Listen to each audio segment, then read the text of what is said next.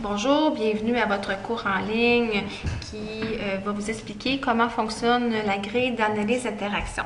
La grille d'analyse d'interaction est souvent utilisée pour vos laboratoires de communication, dont le travail de deuxième session, et ici pour les travaux de stage tout au long de votre programme de soins infirmiers. Donc la page couverture, c'est seulement remplir les informations qui sont demandées. Évidemment, on n'écrit que les initiales du client pour respecter la confidentialité. Et la durée de l'entretien, c'est approximatif. Là. On n'est pas à la minute près, mais c'est quand même pour avoir une idée. Est-ce que l'entretien a duré 10 minutes ou 45 minutes? Ça donne des indications très différentes. La note du travail est corrigée sur 80. Évidemment, va être reportée sur la valeur que le superviseur de stage, par exemple, ou l'enseignant, va vouloir lui attribuer. Les objectifs de cette analyse-là, on ne fait pas ça toujours, analyser les interactions qu'on a avec nos clients, mais lors de stage, lors de votre programme, lors de votre... c'est intéressant de le faire parce que justement, on n'a pas souvent l'occasion de le faire. Donc, de vraiment prendre du recul face à notre façon d'être aidant, de vraiment examiner nos pratiques, donc comprendre qu'est-ce qui s'est passé, de prendre un recul, de vraiment avec du recul comprendre qu'est-ce qui s'est passé entre le client et nous, pouvoir apprécier ce que notre entretien a eu comme impact sur notre client, savoir un petit peu c'est quoi mes forces, connaître c'est quoi mes forces en relation d'aide ou en communication, les points que j'aurais améliorés, pouvoir faire de l'introspection par rapport à ça et s'actualiser autant dans la vie professionnelle que personnelle. Il y a 5 étapes au niveau de ce travail. Il y a l'étape préalable, avant de s'installer pour l'analyse, la description du contexte qui entoure l'interaction, la description de l'interaction qui s'appelle aussi le verbatim, l'analyse de l'interaction et pour terminer, l'analyse du processus d'aide. L'étape préalable, en fait, c'est que quand vous sortez de l'entretien avec votre client puis vous dites il y a des risques que je fasse l'analyse d'interaction avec cet entretien-là.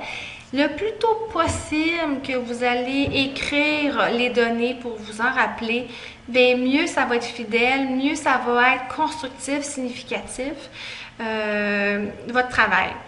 Je ne peux pas vous demander de vous isoler tout de suite, stat après, et puis de tout noter sous ça. C'est le plus tôt possible, quand c'est possible, selon les stages, évidemment. Puis, ne pas oublier d'inscrire ce qui a été dit avec guillemets, mais aussi le non-verbal que vous vous rappelez tout de suite. Le non-verbal autant du client que de vous. Donc, c'est important de l'écrire le plus tôt possible. Pour que ce soit valable, significatif, il faut quand même que le nombre de boucles qu'on appelle, ça veut dire le nombre de ce que a dit et fait le client et ce que vous avez dit et fait par rapport à ça, c'est une interaction, c'est ce qu'on appelle une boucle. On en a besoin de 6 minimalement pour pouvoir que ce soit intéressant d'analyser. Avant, c'était 10, on a mis ça à 6 maintenant, mais on ne peut pas descendre en bas de 6. Donc, si on en demande 6, même à 10, on ne veut pas avoir les salutations de base, on ne veut pas avoir le début des premières boucles qui sont un peu moins significatives. On veut vraiment avoir, vous commencez votre travail avec la première boucle qui est significative. S'il y a des salutations ou des choses préalables que vous vous êtes dit, vous pouvez l'inscrire à ce moment-là dans la deuxième étape qui est la description du contexte. Donc, on y arrive à la description du contexte. Vous avez toujours le nombre de points attribués pour chaque question. Donc, ça vous aide autant à vous de savoir combien de vous êtes noté, puis aussi les enseignants pour pouvoir que ce soit tout le monde puisse corriger de la même façon le plus possible. Donc, la description de l'environnement physique, mais aussi psychologique. On parle du climat, est-ce qu'il y a des données significatives qui précèdent l'entretien? Est-ce qu'il y a des données qui peuvent être aidantes à connaître en lien avec l'environnement familial? Est-ce que le client, par exemple, est en attente d'une chirurgie, est angoissé par rapport à ça? Donc, tout savoir le climat aussi. Est-ce que l'environnement physique, est-ce qu'ils sont 2 dans la chambre? Est-ce qu'ils sont 4 dans la chambre? Est-ce qu'elle est seule? Est-ce que c'est un lieu qui a beaucoup de bruit à la communication ou pas? La deuxième question, c'est seulement d'identifier l'état émotif perçu. Perçu, c'est un mot important, c'est un qualificatif important. Ça ne veut pas dire que c'est absolument ça que, par exemple, l'aider avait comme état émotif, mais qu'est-ce que vous avez pensé de ça? C'est quoi que vous avez perçu? Ça peut être l'anxiété, ça peut être vraiment beaucoup d'émotions différentes. Peut-être ce qui est suggéré ici, c'est d'avoir une liste de différents états émotifs pour pouvoir vous aider à ne plein sur Internet ou dans vos volumes, pour pouvoir essayer de pister le plus précisément l'état émotif qui a été perçu, puis chez les dents aussi. On se rend compte que nos vocabulaires au niveau des émotions sont souvent pas évidents, pas assez complets. Ça se résume surtout, ça tourne beaucoup autour de la joie, la colère, la tristesse, mais il y en a plein d'autres aussi qui pourraient nous aider à être plus précis. La troisième question concerne les objectifs que vous avez pour votre client. Mais on vous demande de les formuler en termes de résultats attendus pour votre client. Il y a des exemples. Monsieur verbalisera sur 3 petits points. Madame énumérera les 3 petits points. Avant votre interaction, vous aviez quand même, si c'était formel, bien, vous aviez quand même des objectifs, des attentes. Alors, on vous demande de les énumérer à ce moment-là. La quatrième étape, c'est de sélectionner au moins 2 attitudes ou des habiletés de relation d'aide que vous désirez améliorer. Puis, vous justifiez votre sélection. Si vous mettez ici comme habileté le silence en exemple, bien, la justification, c'est que vous, dans vos interactions antérieures, c'était quelque chose que vous aviez de la difficulté. Donc, vous dites, bien, j'aimerais ça peut-être le pratiquer, puis il me semble que ça va bien cadrer avec mes objectifs par rapport à cet entretien-là. Fait qu'on vous en demande au moins 2. L'étape suivante, c'est la description de l'interaction, donc le verbatim. Vous devez reporter ce qui a été dit et ce qui a été fait, donc les communications tant verbales que non verbales, des interlocuteurs, donc de l'aidant et de l'aidé. Et pour ça, je vous ai fait des tableaux ici, le tableau de la page 6. Donc, chaque boucle, si vous prenez la boucle 1, vous devez remplir ici la description de l'interaction. Ici, c'est la partie description de l'interaction. C'est le verbatim à proprement parler. Vous avez un A, un B, un C. Donc, ce qu'on doit retrouver dans cette grille-là, c'est vraiment inscrit ici. On va y revenir tout à l'heure. Ensuite, première étape, c'est vraiment de retranscrire les données qui sont objectives. Ce qui a été dit et ce qui a été fait. Donc, des données objectives qu'on devrait retrouver seulement. Ensuite, vous indiquez votre interprétation du message. Donc, votre perception, c'est des données subjectives et vous identifiez les sentiments de l'aidant et de l'aidant. L'analyse de l'interaction, à ce moment-là, c'est la partie qu'on retrouve ici, qui vaut plus de points que la partie de description de l'interaction. Alors, l'analyse d'interaction, je vous ai fait un tableau à la page 5.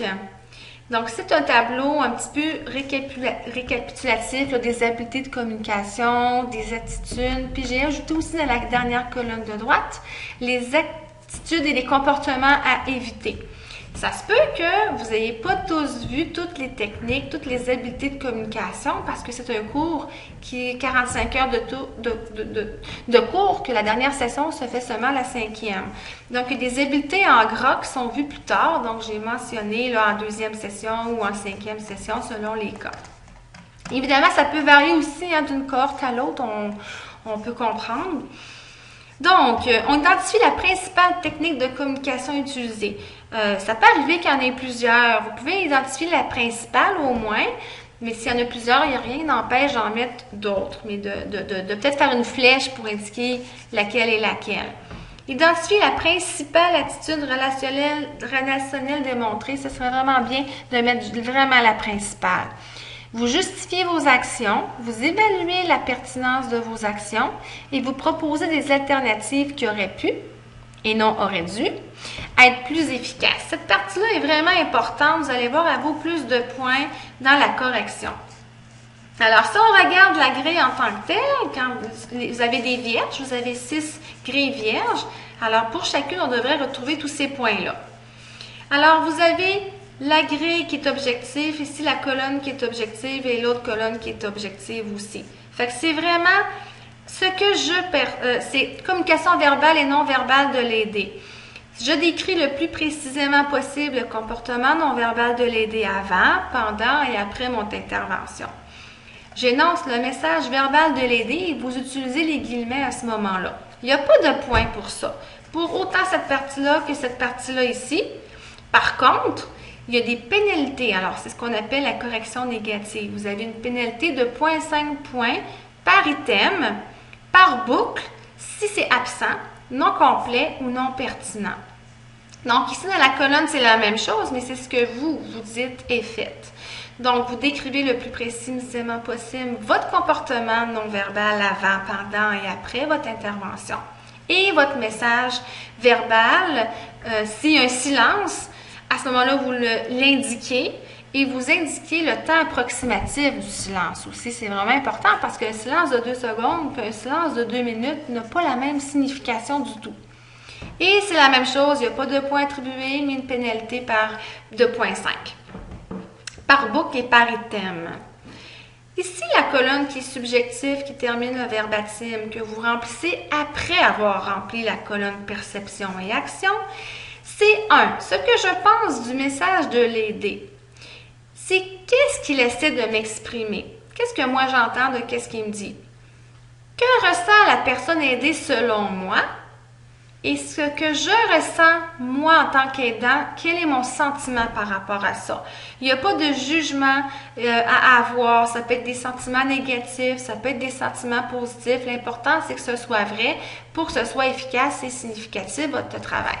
C'est long de faire ça, donc mieux vaut que ce soit aidant puis le faire correctement pour ne pas avoir l'impression de perdre votre temps qui est si précieux.